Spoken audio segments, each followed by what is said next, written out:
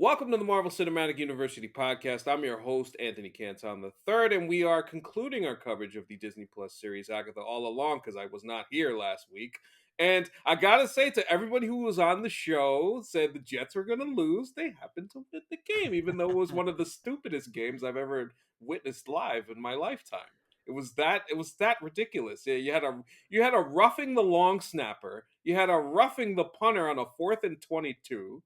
You had a ridiculous catch from Garrett Wilson. You had everything, and I got to have a good time with my dad, so that's what counts at the end of the day. That's why I was not here for the finale, but I am here now, and we do have guests. We have a guest. We have Jake Christie. But before we do that, patreon.com/MCUniversityPod, we could get our bonus content, such as this month is a new month. We are starting a new movie series that we're going to. We just did Bad Boys. Now we are going to John Wick. We are starting the Wix franchise this month, so if you want to lock in on that, subscriber mailbag, and a lot of the other things that we do, get into the Discord. Obviously, it's been a difficult week for, I'd say, a good portion of our community has felt it this week. We had a very productive conversation in our Discord, which that is, if you want to get that and all of our backlog of previous bonus episodes, $3 to get in there. Appreciate everybody for supporting and listening at the same time. And if you're watching us on YouTube right now, like, subscribe, comment, all of those things. So with that being said, let me introduce the super producer, Jake Christie. Jake, how are you? I'm doing okay. I'll leave it at that. Yes. We'll get into that behind the wall. And we do have a guest, a man who wears many hats. He is of the Batard Show. He covers the Heat for Bally Sports. He is the sideline reporter for the Miami Heat. Uh, Miami mic'd up. He's talking all the Miami, Florida players and all of the sports. His name is Jeremy Taché. Jeremy, welcome to the program. How you doing, sir? I'm better here.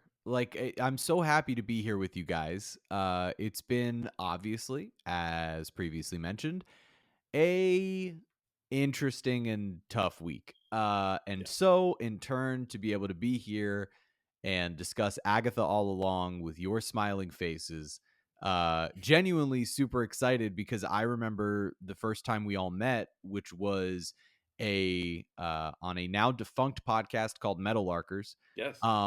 that Howard Bryant had invited the two of you guys on, and I, transparently for your audience, am not a Marvel diehard, and just loved every dang second of the three of you talking about Marvel, because I just loved the enthusiasm behind it. I loved the joy you guys all had in your conversations. And I'm so excited to be here and be a part of the conversation with this community that you guys have created. So thank you. Very seriously, thank you so much for having me. Oh, I appreciate the kind words. And with that being said, I want to start here with you. So, in as Agatha All Along is going along, so you say you're not a Marvel person. So what brought you into watching Agatha All Along? I was talking with my wife about this before, because I had a feeling there would be this question. So first and foremost, I would start with Aubrey Plaza. Oh yeah. What was funny is as you guys saw in the marketing and in the execution of this show, the joke that I made with her is that I will take a quote from a actor who I love because of all of the, and I will use his term, gay shit that he's been in, Darren Criss. I really love gay shit. I love campy, theatrical, I love everything in that world. I genuinely genuinely do. And I mean that in the obviously in a very positive way. Um and the marketing of this show with these actors Yeah. of, it's Aubrey Plaza, it's Patty LuPone, it's Joe Locke, who I just watched in Heartstopper and really, really, really enjoyed his sort of debut performance in there. And then obviously Catherine Hahn, those are the people I recognized off the top. And I was like, this doesn't seem like a standard superhero show. And it seemed like something that I might not have to know every ounce of lore from every single piece of the Marvel Cinematic Universe. And that actually attracted me to it because I really have never disliked anything I've watched from Marvel in terms of any of the movies or anything Right. like that. But the issue I'm constantly having is I don't know everything. And The so it feels connectivity, yeah. inaccessible. And so what ended up happening is my wife and I decided like we wanted to watch this. I went away for literally one night to go work at a Heat game. And I came home and my wife said, "Hey, I watched all of WandaVision. And so now I know what we need to know." And I said, "Okay, debrief me." So she debriefed me, and then we watched the finale over again together, and we're like, "All right, let's get into this." And boy, it did not disappoint. I loved this show. Like truly, truly loved this show. Oh man, it was wonderful in so many ways that I didn't know that I needed from a Disney Plus series in the Marvel universe, because Yeah. lately the Disney Plus stuff has been very miss as opposed to hit. That's what I've heard. It made me nervous because I was like, "Man, I like all these people. I'm nervous this isn't going to be that good." And instead it was tremendous. And it hit in every different way. And before we get to the obvious thing of the finale that I didn't get to discuss and get my own takes off, I want you to take me through the series and what you thought were some of the more interesting character choices. Is there a storyline that interested you more than anything else? What about this show enthralled you, just like basically everybody who watched it? Yeah, I would say from the jump, I was really interested because the way they started the show with like Agnes being in the space that she was in, still under the spell from Wanda, and giving you this sort of like SVU style It was Mare of mystery. Easttown. It Yeah, Like, it felt was like. that yeah, accent was definitely you're Mare of right. Easttown. Mayor of Yeah. Easttown. You're Yeah, right. yeah. Mayor of Easttown. That's what am I even saying? SVU. Mayor of Easttown. You're totally right. And to be in that sort of space off the bat, I'm like, what is going on here? Like, I don't understand this at all. And especially not having watched all of WandaVision, sort of being debriefed on what it was, seeing some visuals from over the last couple of years, and now Mhm. watching the finale, I'm like, what is this? And right off the bat, it hooked me in that respect. Um, I realized by like I think either halfway through the second or the third episode where I was like, I think I like love this show. Mhm. And I think what it was is it was like the way that they positioned Agatha and Teen as this sort of dynamic duo that didn't quote unquote didn't know each other at all, Right. didn't know anything about each other.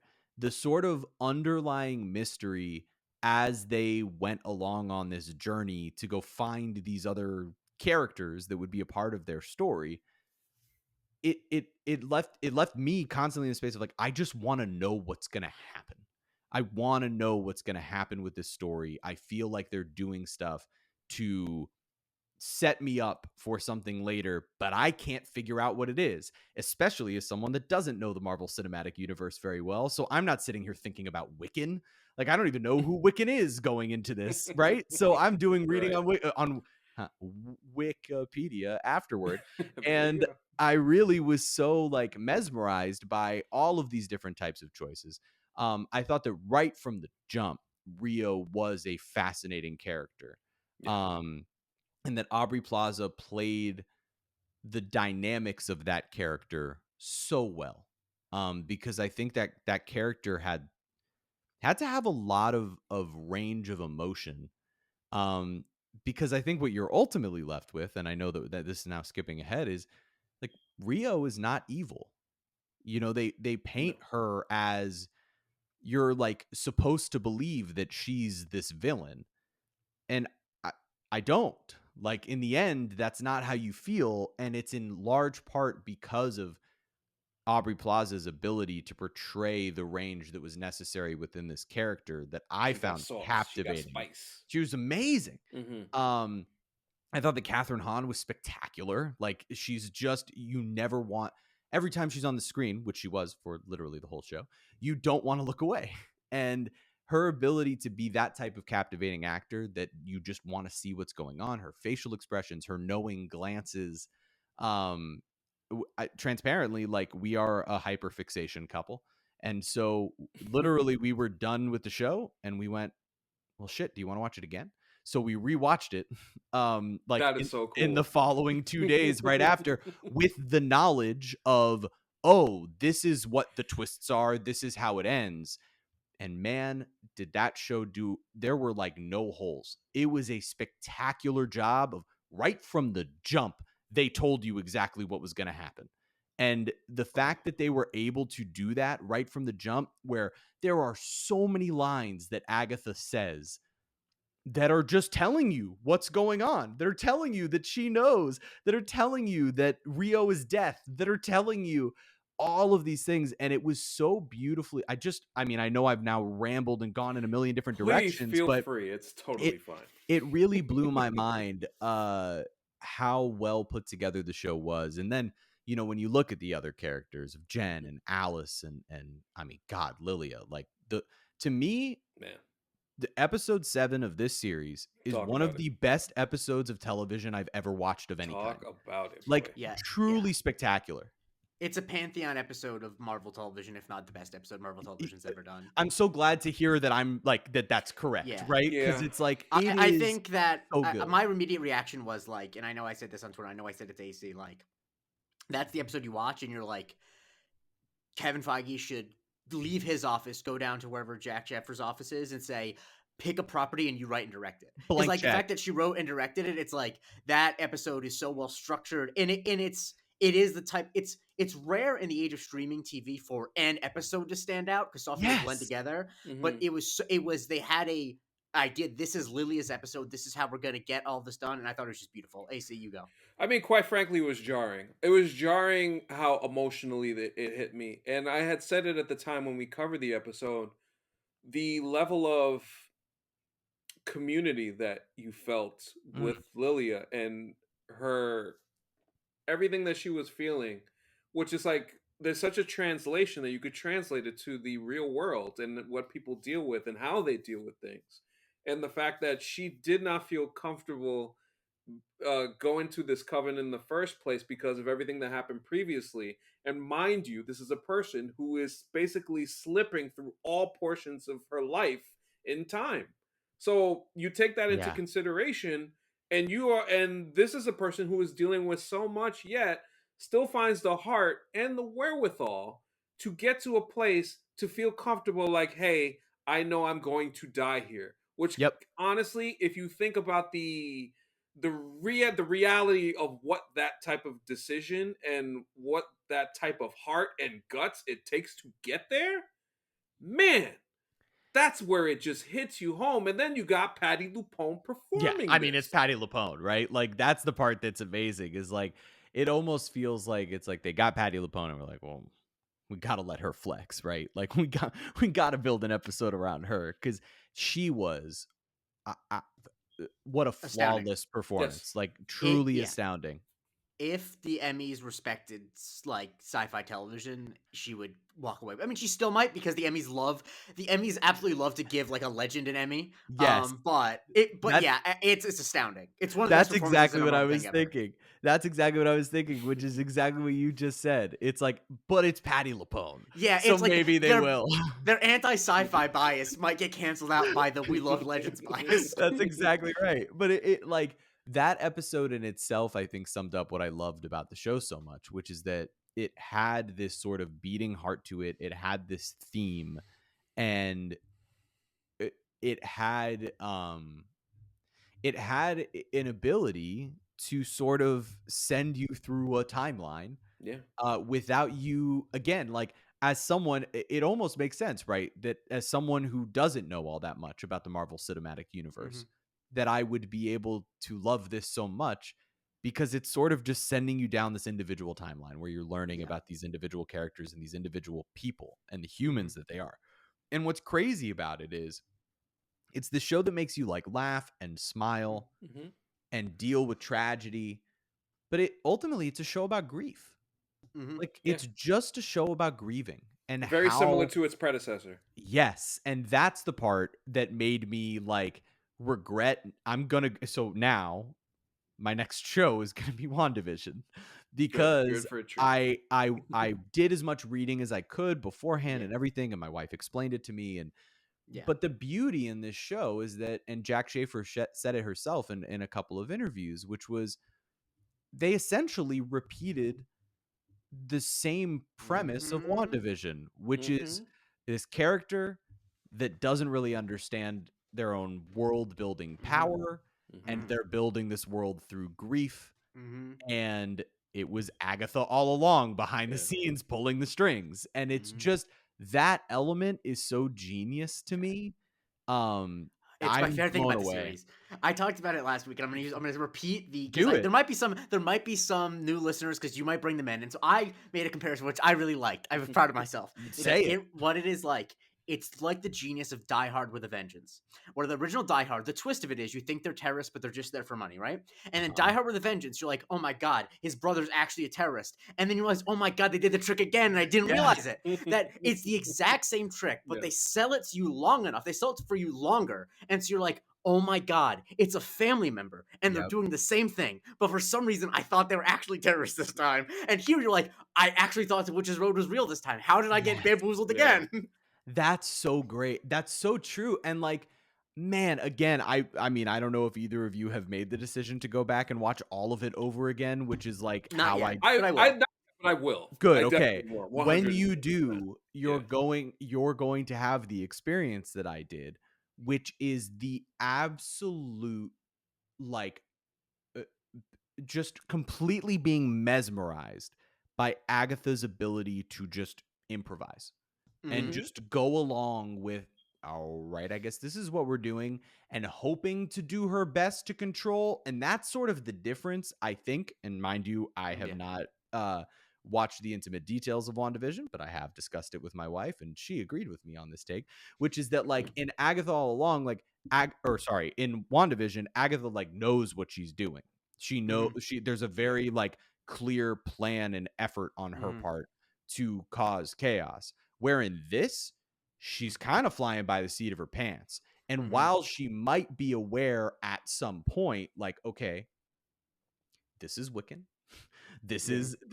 is Wanda's child. This is I understand that there's weird magic going on. You're still now in this witch's road that wasn't a real thing up until right now. It was a con you were pulling off. And that that part of it is so fascinating to watch back and see the way that her character Yeah. reacts. That I mean, God, that Death, the Green Witch, Rio, however you want to refer to her, is making it damn clear from the jump. Hey, I'm the Green Witch. I'm Death. I'm Yeah. here for the worst things in your life. Yeah, all of it. And I haven't even mentioned my obsession with their ability to use so many different renditions and What a banger that versions song of the is. Ballad of the Holy Witch's Road. shit, what a banger Holy that song hell. is. I mean, Yeah. amazing. And using it as score, it's score in the beginning of the Mayor of Easttown stuff. Like it's all there. It's all there from the jump, and it's just spectacular. Mind you, I wanted, because you were talking about when you go back and watch WandaVision. I'm not going to spoil this for you, I mean, but I've watched the finale, so you no, can. the finale, but this doesn't occur in the finale. This is Okay. one of the middle episodes. There is a moment where Catherine Hahn does something where somebody posted the clip last week in the episode, and you're like, "Oh my god, she didn't even film that other show yet. How did she convey the Whoa. emotion of that moment that way?" Okay. It's Okay. when you see it, I can't come wait. back to me, I will. and I'll send you a you'll know what DM. it you'll know what it is. You'll I'm know sure what I it is. will. So, And I think the thing too of why when Marvel is cooking, why they can cook so well, mhm. is when they have a project where like the foundation is good, where they have a writer like Jack Schaffer. Is it Schaefer? I always honestly you never know with that. I don't When know there's the two answer. Fs, I've heard Schaefer. I've heard Schaefer, okay. Schaefer. Because Yeah. sometimes when there's the two Fs, it becomes Schaffer. But anyway, Yeah. Jack Schaefer. when you have a solid foundation, you can get the best people in the world. And much like the Agatha All Along song, you know who wrote the Witches Road song? Robert Lopez and Kristen Anderson Lopez, who are the writers of Let It Go. Robert Lopez Yep. is the only double EGOT winner of all time. Think about that. He's a double EGOT. And he happened to just write the fucking song for the Agatha show. Like, So that's the thing crazy. that Marvel can do, because they can call in those people. And like, if Down the Witches Road is not an earworm that you can listen to over and over again, the show is like horrible. Like, you're just Right. I'd be miserable to listen to. Right. That's such a good point. And the fact that, like, you're right, it had to be this perfect song with this perfect feel. And the fact that you could do it so many different ways, right? You can do it in that final kind of unbelievable scene with Catherine Hahn where they're showing off what the con of the Witches Road really was. They What can, an incredible which work is of just art. an unbelievable Man. scene. And then you can have Nikki singing along to it and creating the song, which they said, and this is the genius of Robert Lopez and the decisions that they made in this show was that apparently they had the writing team write a slightly off version of the melody for Nikki to sing so that you could essentially feel the way that the melody evolved over time from when he first sang it with Agatha into what it became, and then to have that 70s glam rock version that was just awesome. And so, by the way, so funny to have Patti LuPone in your show and have her just like standing in the background playing triangle. Like, that's just Good a stuff. hilarious thing to do generally. But with that, I mean, God, Alice, like, I mean, there's so many things to say about the show. But like, I haven't mentioned them, and there's two things that matter here that I'm just gonna throw out there, and because I'm doing it randomly. Yeah, for But sure. like, the Alice and her relationship with Teen, we'll call him Teen, Mhm. was so understatedly powerful Mhm. to where, again, when I went back and watched it again and realized, like, oh, she was really the only one that like fully embraced him from the jump and cared how he was doing and welcomed him in and gave him the broom when they were going to fly and made him a part of it, to be the setting that up so that ultimately her death would be the thing to trigger him enough to have those powers kind of burst out. It hit so powerfully. And that final scene of Jen with Agatha, and I forget it's Shashir, and I forget her last name. Sashir Zameda. Okay, Zameda. Her acting in this whole show, but her acting in that final scene of basically, you will not hold this power over me. That, by the way, can be a allegory or a metaphor Yeah, man. in several different ways, Mhm. given those two actresses. It was, I mean, it just gave me chills down my, like, every single person. I'm obviously obsessed with it, but every single person, every actor, every Yeah. costume designer, every person on the CGI side, like, every single person stepped up to the plate and absolutely crushed this. And AC, I have a question for you, but first I want to say a thought that I Sure. forgot to mention last week. But then I want to ask some questions to you about the final two episodes, because we didn't get to hear your thoughts, and I want to make sure your actual thoughts get on the record. But I remember when I was watching the show, at a certain point, I'm like, it's kind of boring that every Witches Road bit that's not a trial looks the same, and it all looks like so obviously fake. It looks on. I'm like, this looks like a cheap set, and of course that's the point. I love that that's the point. Of course it does. But anyway, Izzy, I want to know what your reaction was when the twist was revealed. When it was revealed that he's both Kaiser Soze and Chaz Palminteri. He's both of them. How did you feel? I was there was a holy shit moment, and there was also they really did the WandaVision thing, except they just did not make it obvious to anybody, because if you're watching it, you're not taking the outside view, you're in it. And the thing about that episode is it's so intense. Episode 8 is incredibly intense. The scene that you just mentioned, Jeremy, and everything that happens with Rio and Agatha leading to that, Agatha dying, all that other stuff, like Wiccan The costume, love the costume, so comic So good. accurate, love it. He came in, that was wonderful. All of that was great. Then you get to the end, and it's kind of like you realizing it's the Hank on the toilet in Breaking Bad moment, and Yeah. that's what that for me. It's like, oh, what? I could not believe it. And as he's looking around, and then they end the episode, and I'm like, and I was like, all right, let me go get a snack, and we just finish it that night. And that was the part where it transitions into the finale, and which we could kind of say is more of an epilogue as opposed Mhm. to a finale, which I think initially I was like, off of this intensity, you really gonna cool it down like this? And then you get it because they get into Agatha's whys, and then you get the reminder in the episode as she's conning all of these folks, one of the biggest scammer of all time. You get the realization of why this character is, and they keep her evil, but with an understanding how she ended up that way and why she remains that way, and the nod to the camera that she gives with the flashback to Yep. episode 2 I should say, with the Witches Road initial ballad, when she's like, wait a minute, this is happening on its own because I'm not doing anything here. It's so good. It's so good, man. I really enjoyed it. So good.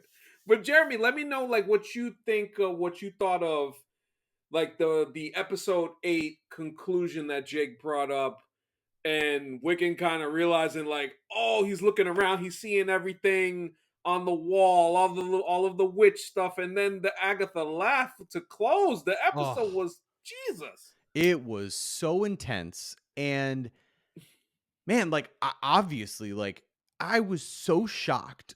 And just like you said, the Hank Breaking Bad moment is such a good way, but for how the audience felt. Yes. like I felt like Hank, not like he was Hank. It made me feel like, wait, how did I not know? How did I not realize this all along? They've shown me this room. Yes. They've Exactly. shown me you know what I mean? They've shown me the way that he acted. They've shown me all of these things that should have hinted this way. For that matter, having Rio cut through the damn wall Yeah. of the Witch's Mhm. Road and be like, hey, this is all fake, this isn't real. But you don't, how could you process it? You know what I mean? Because Yeah. you're so, like you guys just said, you're so in it. You're so committed to knowing what's going to happen here. And, Mhm. what's the next trial going to be? Who's going to die? That you can't Right. possibly be sitting there actually, considering all of those little tiny details. And that is what makes it so spectacular. I mean, I was like looking around. It was so funny because again, this working in sports, it was Heat Knicks that night.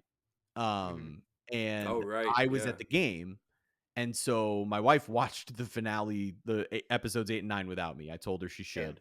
I told her she good. should. Don't worry. Okay, I just Yo, want to told her make she sure salute there you. wasn't a should. house divided. It was not a house divided. That's being a good husband. I told her That that is she being should. a Well, because very good also, husband. like, Salute to what? you. She's gonna sit on Yeah. her phone and then get spoiled, and I'm gonna feel the guilt True. over it. You know what I Yeah, mean? because the thing now with social media that is It ruins it. crazy, and this is Yeah. occurring with the Penguin for me because I don't usually get to watch it on Sunday. I watch it like Monday, Tuesday. Is within Yep. 20 minutes of the episode airing, you got dudes, Yep. and it's if you go from the For You page and you just happen to accidentally be on there, you got a whole description of a scene with the Yep. 3-minute clip of the biggest thing that happened in the Yes, episode. exactly. The For You page. Well, and I mean, look, we don't need to dive into Well, Elon's Twitter, but that sensitive For You page ruins everything because if you get really into something, then it's your entire feed, Yeah, and yeah. so in turn, you can't avoid it.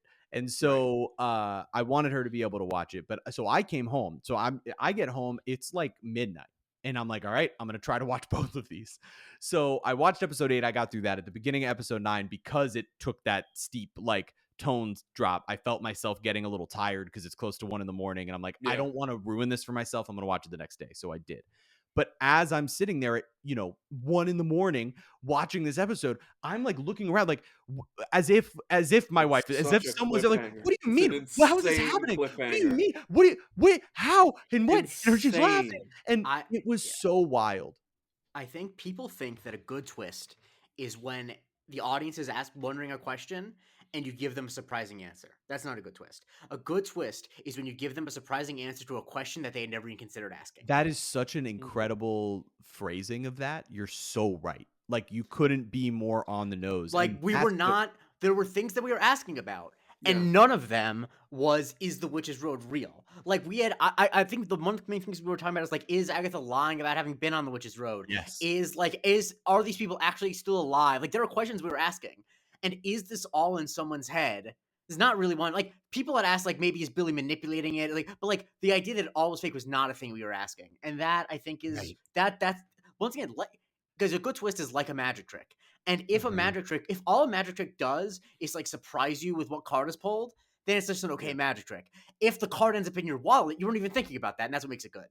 And then what I realize is, like, in retrospect, episode 1, so like we talk about it on the show, and the thing that I mentioned back then, I was like, man, Billy seems to have a lot of power. And he kind of shows it, so why does it seem that he can't go any further with it? And what you don't understand is the power is working the entire time.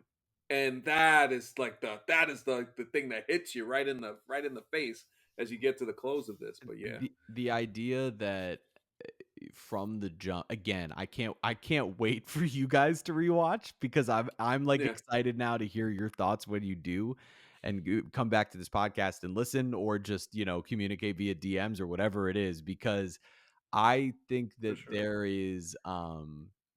there's such a fascinating, like, again, because this twist is not something you're asking yourself at all until they give it to you.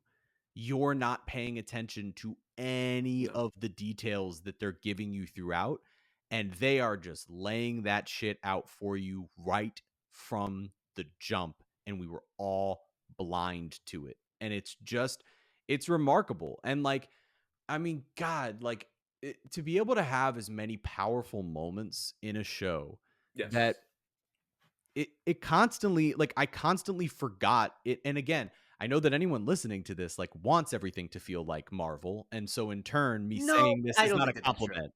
Well, so what I'm about to say is, I Yeah. constantly forgot that it was a Marvel show. Yeah.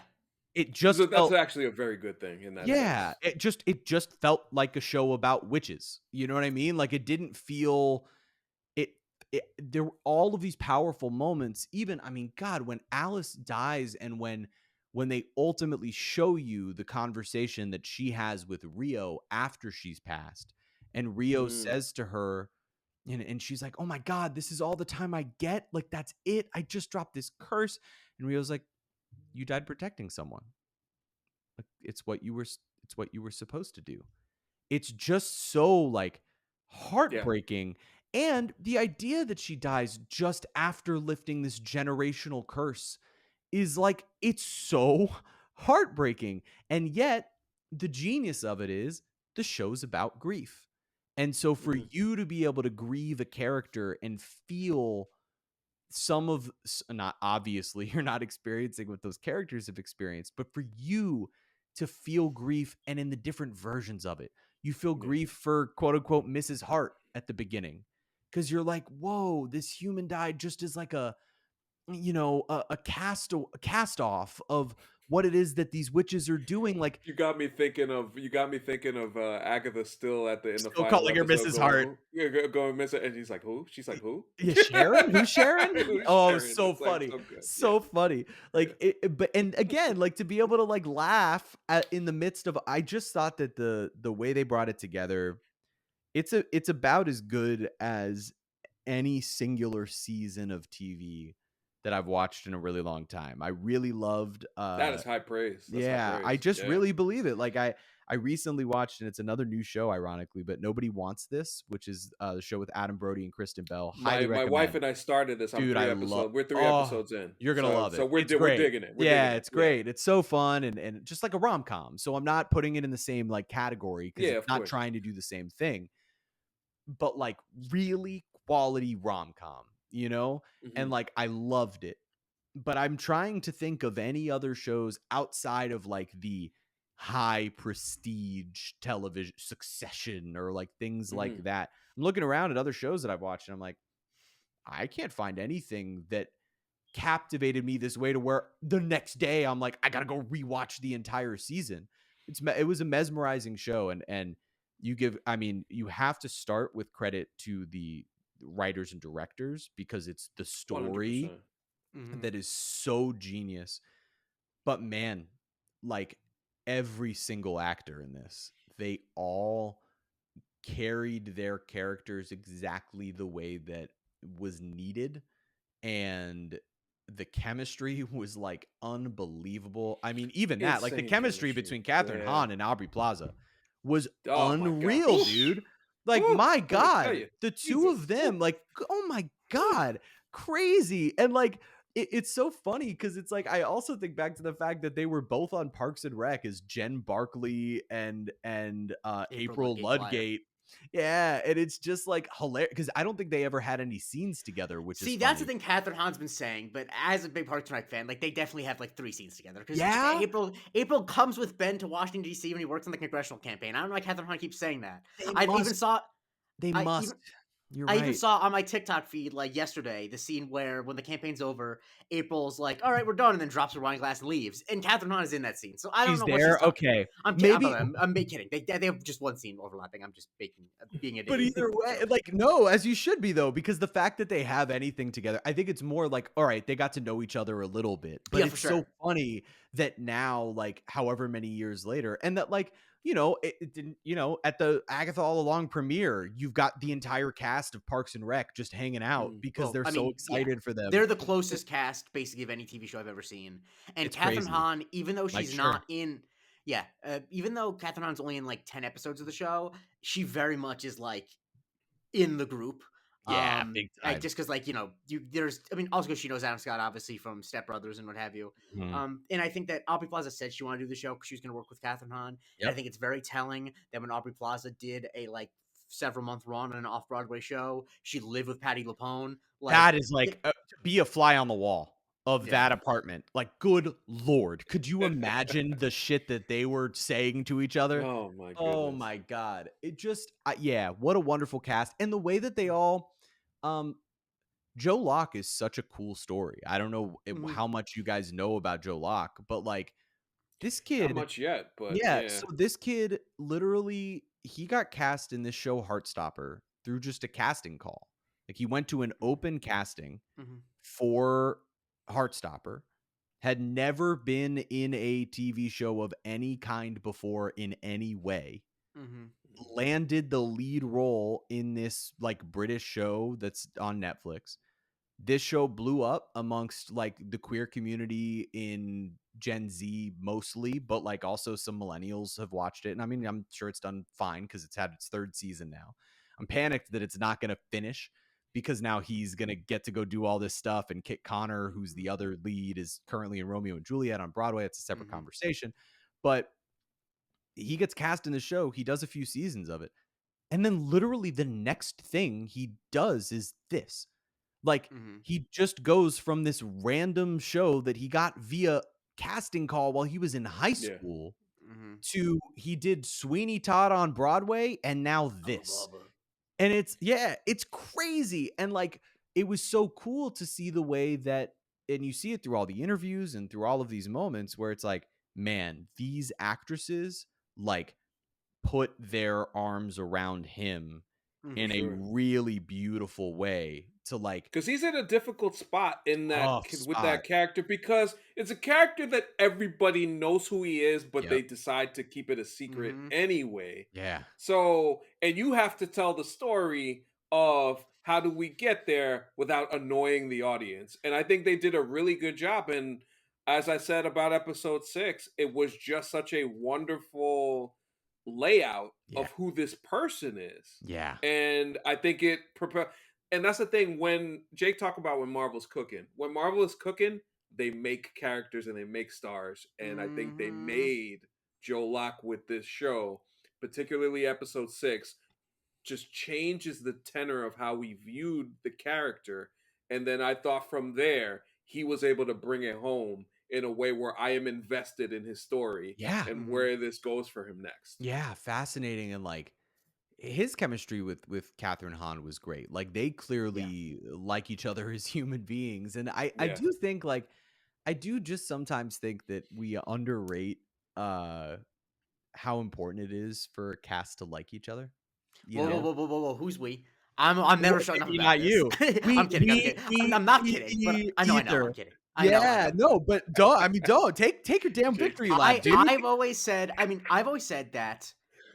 I think the biggest difference, not the biggest difference, but one of the biggest differences between like the MCU and other major franchises is that Robert Downey Jr. set a tone on Iron Man that like the sets were going to be chill and peaceful. Yes. And like I think that just goes a long way. And I mean, obviously there have been issues here and there. Like it's not like Marvel's projects have never had anything wrong, but like you never hear about the things you hear off of like the Justice League set or whatever like that. And I think that when these things are trying to be light, and because that's so much of all of them, they're obviously they deal with serious themes, but they have to have some lightness to it because it is pop entertainment, and you can just tell that like there's not stress and it's not a crazy environment.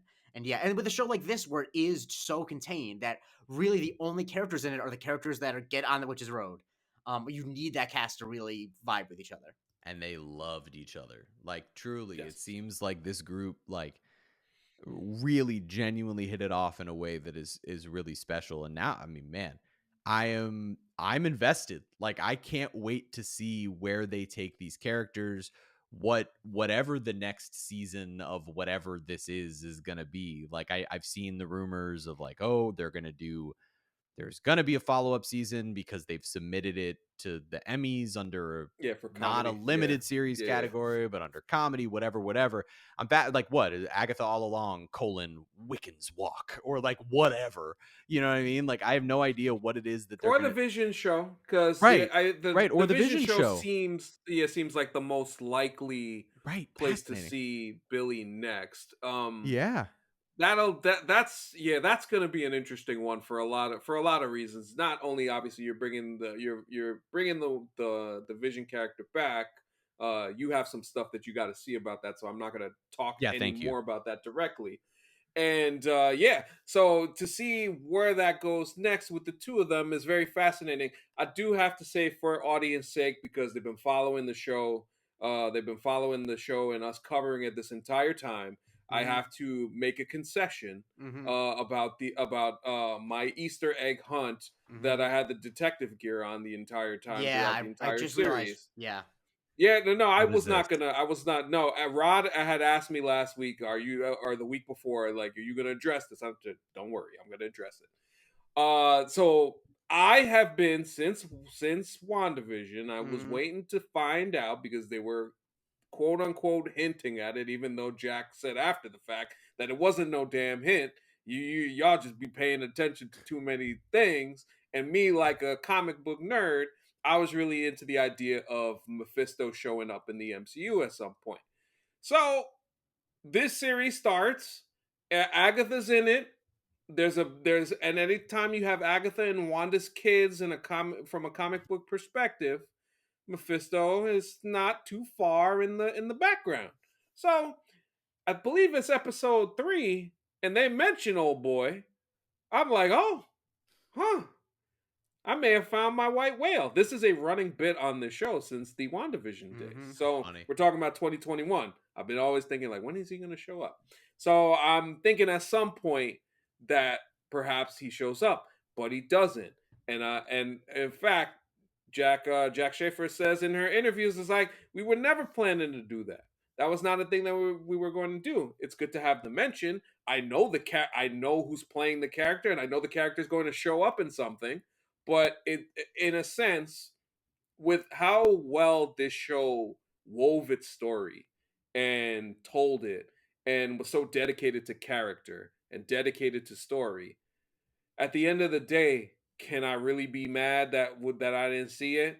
Maybe just a little I teensy little think bit. I think it really would have ground the narrative to a halt, unfortunately. Yeah, Because yeah, I think that the only way that you could have fit him in is like some type of conversation between, Agatha and Mephisto, maybe like in a flashback, or maybe a conversation between yes, Rio and Rio, Mephisto. yes, And I think because the show's so self-contained and it's not introducing a lot of new characters that often, it really would have felt like the Thor gets a vision scene in Age of Ultron, which I consider the most gratuitous foreshadowing scene, right? I'm not crazy about that. Jesus. That's the worst No, example of it. you're right. They stuck that in there for no reason, Every like time none I watch whatsoever. that movie, I'm like, oh, I forgot that none of this stuff happened comes back in this movie. This is just for the future. Doesn't matter at But like, all. yeah, I think that a less confident show, a Yeah, show with honestly, a show that was made more by the producers and a show that was not made by a showrunner would have had a scene in episode 8 or 9 where like Rio is in like a dark room and like is like master, and then you see like Mephisto come in for like a shot. And the yeah. fact that they didn't do that is a perfect example of what Jeremy's talking about, where this does not feel like a Marvel show. Because quote Yes. unquote, a Marvel show would have definitely done that. Yeah, they didn't do no post credit either, which I Yeah. respect. And she said like she had written a bunch of tags, but they said this was like not something that we That's need what's to do interesting. tags on. That's what's interesting to me is like, what in the world had she written that she wanted there to be? I've been really interested, and I do wonder if it's just like contract posturing or not. But like the way that Jack Schaefer has like talked about Marvel in Hmm. interviews about this show has not felt very positive to me. It's felt very like, yeah, I mean, I guess they're going to do what they want to do kind of attitude. And I don't know if that's her knowing the amount of leverage that she should have based off of how good this stuff is and being able to kind of continue Great these point. storylines, or if it's her going, hey man, I did the best I could, but they told me we want things this way, this way, this way, or this way because we control the narrative. And I'm fascinated to see, does she kind of become their darling and take this storyline and others into the future, and they give her the blank check that we kind of just talked about? Or does she go, Hmm. man, I can make whatever I want now off of this, and I'm going to go do some other just different creative project? I'm happy that you mentioned this because over the past few weeks we've had now her say what she said.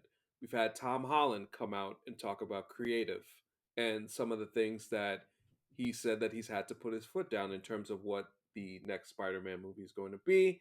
We've had Elizabeth Olsen talk about the Scarlet Witch and hey, there's some stuff that we might do, we want to do. If I come back and play this character, it kind of has to be this way. I do think there is now, especially with the way that I mean, you hear David Zaslav today come out with the whole like, well, this Trump being in office is a wonderful thing, and we may be able to consolidate some things in Hollywood. And I'm like, listen, anytime this dude speaks, it's like you already know what time it is. It's not a good thing. So I think that whether it's the actors or in this case Jack, in trying to not only have leverage but also let the creatives create. Yes. Let them do what they got to do in terms of putting the best product out there, because of what tends to happen with these studios is there tends to be just so much interference and so much, well, this thing needs to be here and this thing needs to be there and whatnot, that you kind of get a diluted product. And that's kind of been what one of the biggest issues that the MCU has had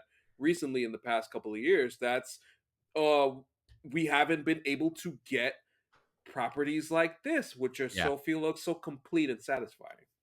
Yeah, that was the to me the genius of this is like, look, I obviously, because of financial reasons, expect them to continue these stories because that's what happens, right? But like, Mm-hmm. they could have left it right there and I would have been satisfied. You Mm-hmm. know what I mean? Yeah. Like I could just wonder, oh man, cool. All right. I'm sure something happened there, you know? But like this one season, this story that they told, I could have just watched that and been cool with it. And that to me is the sign of a really wonderfully made show. Is yes, technically there's a cliffhanger leading me toward what's next, but if Yeah. you told me that's it, like I'd be good with it. Now that's me saying that knowing that there will be something that's next. This isn't like No, but God, like Mindhunter, which is a show Yeah. that got just Don't get me started. I mean, on no. one of my Can favorite I shows I've ever address? seen. Can I address Mindhunter? Because everyone's always like, whenever Netflix does a new thing, it's like, why don't they just do another season of Mindhunter? I would love for them to do another season of Mindhunter. Love that show. But guys, read Mm. one story about how much David Fincher was making Mindhunter cost. I read that and I'm like, Yeah. whoa, whoa, whoa, whoa, whoa. It'll The never show happen. About, the show about interrogations that go on for like 20 minutes was costing how much an episode? David. Like, I love David. Dude. David is one of my favorite directors alive. The man is the only person that can make Mindhunter. Literally cost hundreds of $1 million per season. It And there's doesn't a make show, any sense. It's because Yeah. he would do literally like 90 takes of every single interrogation. And the most expensive thing in Hollywood, It's other worth than it. like CGI, is time. And he was like, no, we're gonna spend 30 days on every episode. So I love the man, but like, why does Mindhunter season 3 not happen? It's because David Fincher is like, I can't do the Talking in Room show for less than $400 million. And Netflix, It's I think, crazy. is like, David, are you sure? Are you sure you can? That's such a good point. But they gave him Squid Game though, which is crazy. American Squid Game. I'll be honest with you, I'm putting that firmly in the Adam McKay Parasite adaptation of projects that are not happening. I don't think that's gonna happen. David Fincher is also the king of projects that have never happened. Still waiting on his 2000 Leagues Under the Sea movie with Will Smith. Wait, that was supposed to come out 20 years ago. Oh wow. That's great stuff, man.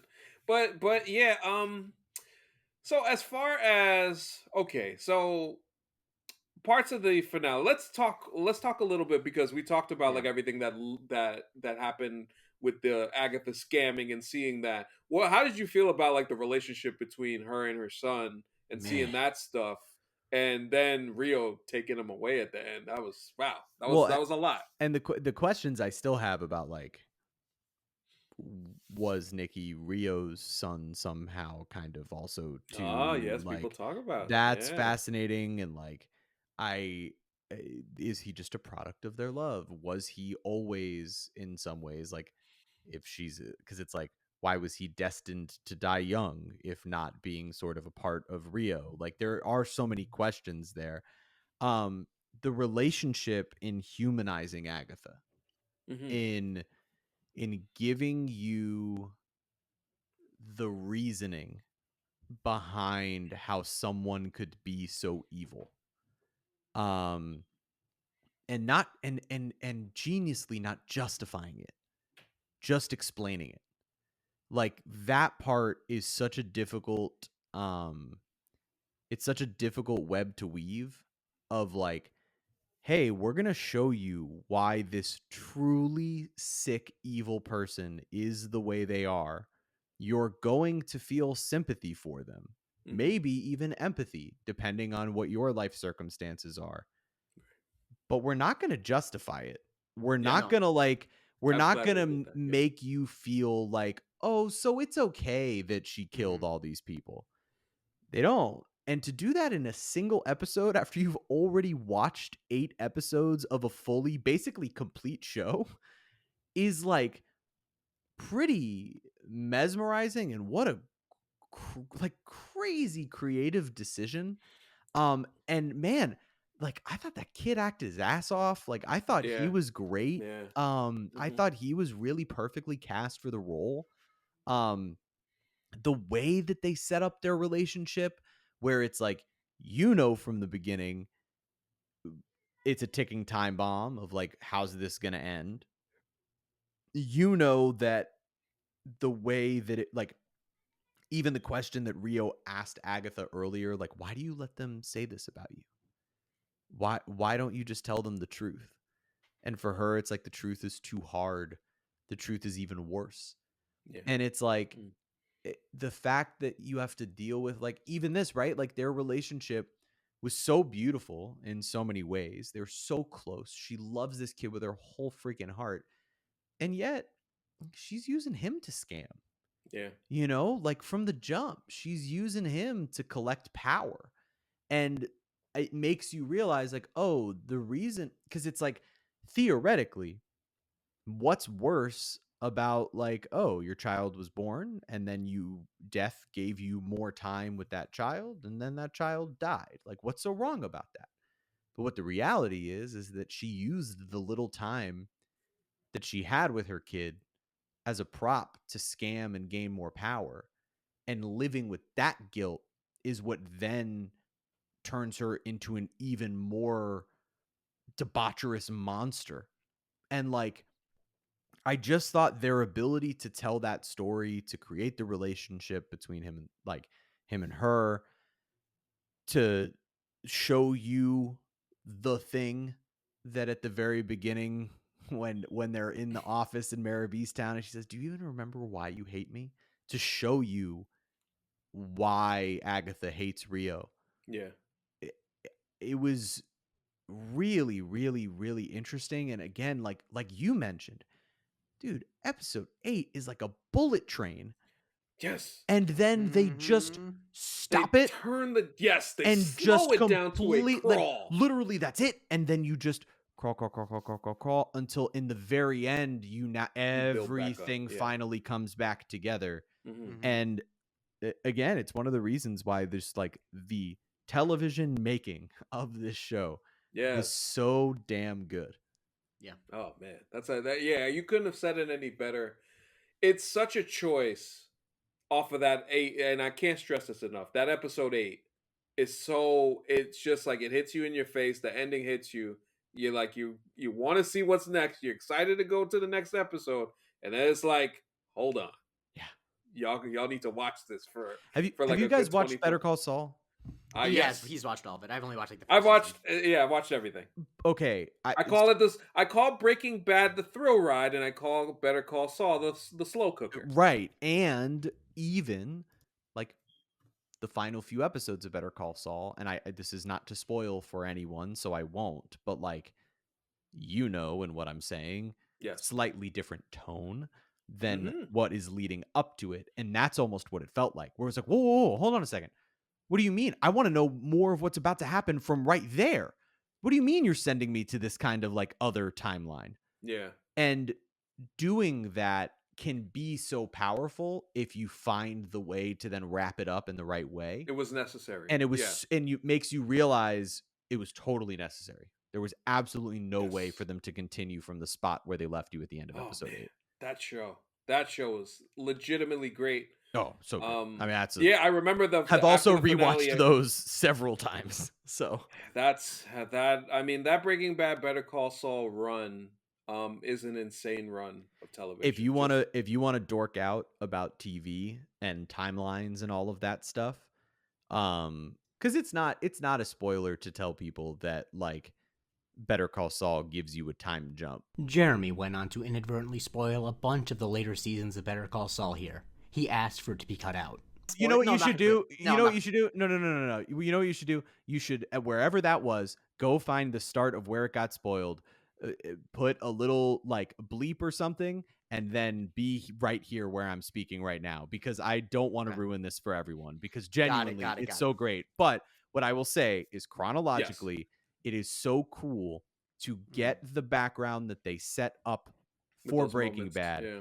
Basically jump about a year or so, watch all of Breaking Bad, then watch El Camino, which is like that the Jesse post story, the Jesse story, and then watch the final few episodes of Better Call Saul, which happen afterward. That is a journey and a half, and is so worth it. I cannot tell you. Okay, all right, yeah. You know what? This is a mission of mine. I have some time coming up over the holidays, so enjoy every second of it. I will put that on my list. All right. Before we go, so I want to just close with this, and then I'll ask you, Jeremy, certain feelings that you have, kind of going forward. I think for me, the holy trinity of Disney Plus Marvel shows is WandaVision, Loki, and Agatha All Along. Clearly, those 3 are the tops. I feel like this show, from just an overall writing, story, character development, all of those things, is such a treasure. I'm gonna appreciate this show for a very long time, and I am now even excited to dive back in and see how everything kind of lays itself out as we get to the end of it and all. And I think for anybody who MCU fan prospectively, I think the thing that we have to look for coming up is I do really strongly feel that we have not seen the last of Jen. We're gonna see her again For when sure, when right? they get into their very spooky corner of the MCU that they're trying to do with Blade and Werewolf by Night and Man Thing and all of them other folks. I think Jennifer will play a very interesting role when it comes to that stuff because if you look up her name in the comic book, she has connection to that realm. So I think it's not over for her for without a doubt. I think we will see her again. Good. Obviously, the wig that Agatha has now with the gray hair to go back to the books as well is a very nice touch at the end, and her kind of playing this role with Billy. I know Jake and the guys last week mentioned Agatha being a serial killer. Billy in his own way, how's he going to deal with that going forward with Agatha kind of as this guide for him? And what does this mean for the eventual return of Wanda Maximoff? Because that's going to happen. She's going to come back. So those are things to look at going forward. But in the meantime, Jeremy, as for you, as we close, um, two questions. One, your overall like lasting memory of this show, what you will take from it, just watching it generally, and then B, in terms of the MCU itself, did this show change your idea of what investing in this is? So let me answer your second question first. Yes. Yeah. Because and I wonder because it is, right? It just feels like such a as someone who just told you to watch 11 seasons of TV, I feel insane saying what I'm about to say. But No, but you're right. You're it gonna be right. feels like such an effort to learn all of it. It Yep. is. And man, I followed so well through the first like couple of movies of each of the main Marvel, worlds of Iron Man and Thor and everything else, right?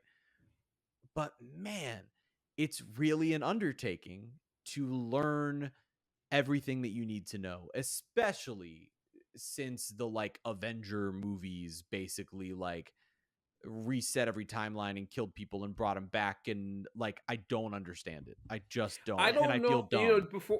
before you continue, I don't know if myself, Jake, and our former co-host Jerome at the time would have been able to do the show the same way, or it would have been successful if we had started when this started. Right. Yeah. It would have been a completely different undertaking as opposed to us starting before Infinity War came out, and we were able to do all of the movies leading up to that, and then it helped us kind of build our own chemistry and camaraderie, and it Right. allowed us to kind of have a different view of things going into every other movie And show. that's so great. Yeah, and that like I think that point on its own sort of emphasizes exactly how I feel about it, which is like, man, there's just so much. But it does make me realize that like maybe just kind of find your stories that resonate with you, find the characters that you like, and follow their journey.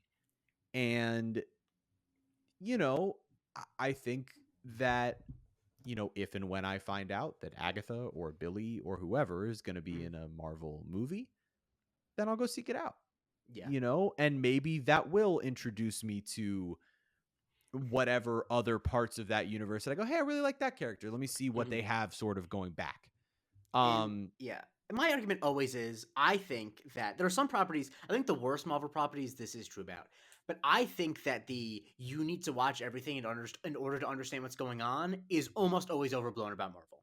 Right. Because I think, maybe not for everyone, but you're a smart person, and just the amount of times that you can pick up on context clues. Like, I just think, like, all of us have been like, just flipping through channels and we'll see an episode of like a procedural and we've never watched it before, but we pick up on the dynamics. We know, Yes. okay, we know that these Yeah. characters have will they, won't they? We know that this guy, we get it. And like, I think that people really make way too big of a deal of like, you need to see everything. Like, there are things you need to see. Like I think you do need to know about WandaVision before seeing Agatha All Along because it's a direct sequel or whatever. But like, I don't think like for Thunderbolts or whatever, I don't think you really need to watch anything before that except maybe like Black Widow. That's about it. Like, I don't really think so. But it's funny you say that, right? Because I even had the thought while we were watching. I mean, mind you, I literally was debriefed in 30 minutes and then watched the finale of WandaVision.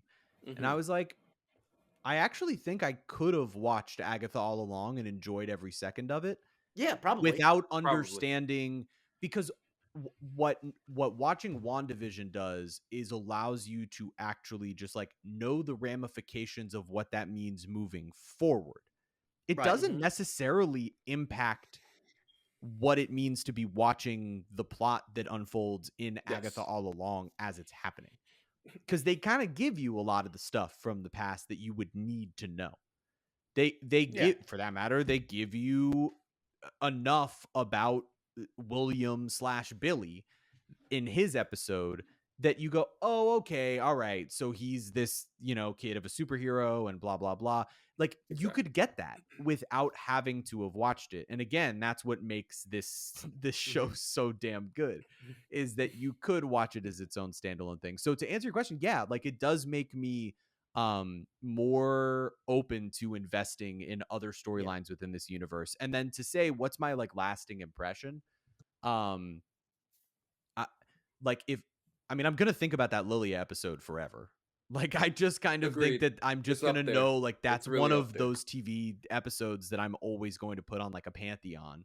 And the irony is that like it has, not that it has nothing to do with the show, it has so much to do with the show, but it really almost is like their bubble episode in a way where it's like it's not, it does move the plot forward significantly, but that's almost not the point in a weird way. Like it's just giving you this character in such a beautiful way. But I'll just remember like just the joy that I felt watching this show that was so depressing. Like ultimately this show is a depressing show about grief, and it left me with a smile on my face. And for that, I thank Agatha All Along and you guys for having me, because this has been wonderful. And that's wonderful. We now know that we have somebody else that we could call when it comes to something along those shows. Please, if Jeremy ever wants to come back, bring me into the repertoire. I'm in, as long as your fans like it. I mean, I'm sure that you gave great takes, and also, our fans like us, so the bar's pretty low. Yes, pretty much. Mr. Taché, want to thank you for joining us. Where can we find you? Obviously, most people who are watching this kind of know, but let the people who are uninformed let us know where we can find you, sir. Yeah, thanks. So I'll give you a few things real quick. You can watch the Miami Heat on the FanDuel Sports Network. That is what we're called now. Oh, that's right. Which is interesting. These regional sports. Yeah, man, it's a whole thing. Really fun for me. Constantly having to learn a new name. So you can watch the Miami Heat on the FanDuel Sports Network. I'm a sideline reporter over there. My next games will be December 7th and 8th against the Phoenix Suns and the Cleveland Cavaliers.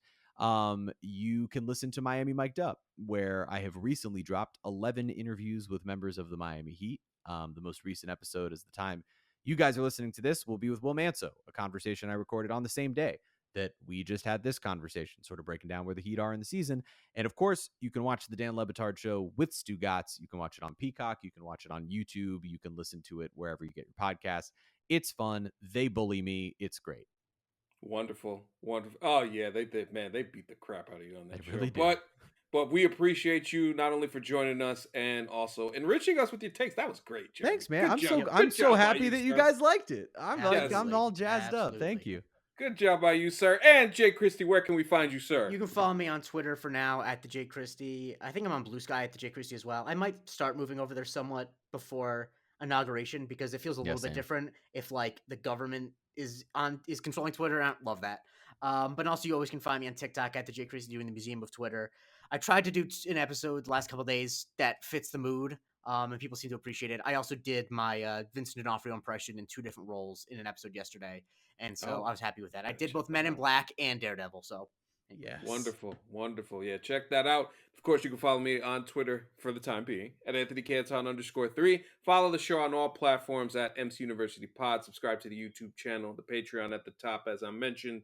And yes, we will find a way to be back in the meantime until What If comes out. We got a little while before some new things come out, and obviously 2025 is going to be huge. A lot of things going on there, but we will be back with you. Appreciate everybody for listening and supporting. So for Jeremy and Jake, I'm Anthony Canton III. This has been Marvel Cinematic University, and we will talk to you next time.